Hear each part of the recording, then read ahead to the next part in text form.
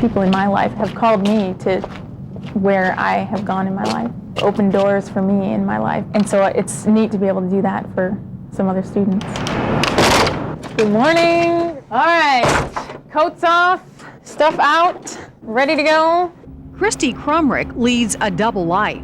I'm actually just making a precipitate with some copper sulfate solution. She's a scientist who used to work full-time for Eli Lilly and Company, but she's given up that career and the money to become a science teacher at an inner-city Catholic school. So this is where Christy's career has taken her, to St. Rita's School at 17th and Arsenal, an unlikely spot for a scientist on her way up the corporate ladder.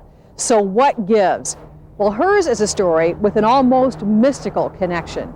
It starts here, inside St. Rita's Church, where Father Stefan Brown became aware that it would take a small miracle to put a good science program into place. And we were praying as a parish to be able to provide the education for our children that they need for this time and this age.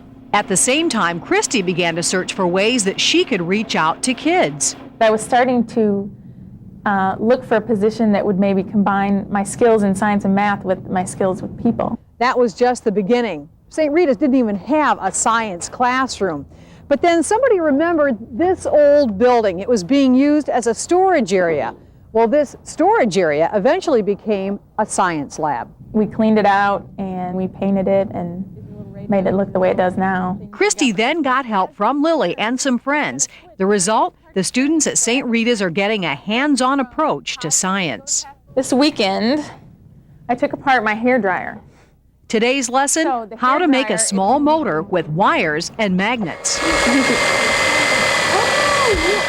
The more I saw that what students really need is a really good teacher that could do a lot of hands-on type of things, that really could run a lot of lab experiments, and so the more I read about it, the more I got interested in doing that. It's that approach that changed Tony Graves' opinion of science. I used to think science was very complicated, but since Miss Krumrich has came along, I think it's very interesting. Someday I might want to be a scientist. And parents like Peter Ray are grateful for Christy's dedication. She's tough, which is good. And he thinks that some of the things that they're doing is very neat. Which brings us back to the small miracle that started months ago and is now evident on the students' faces. They have a science program and a science teacher that started with a dream and a prayer.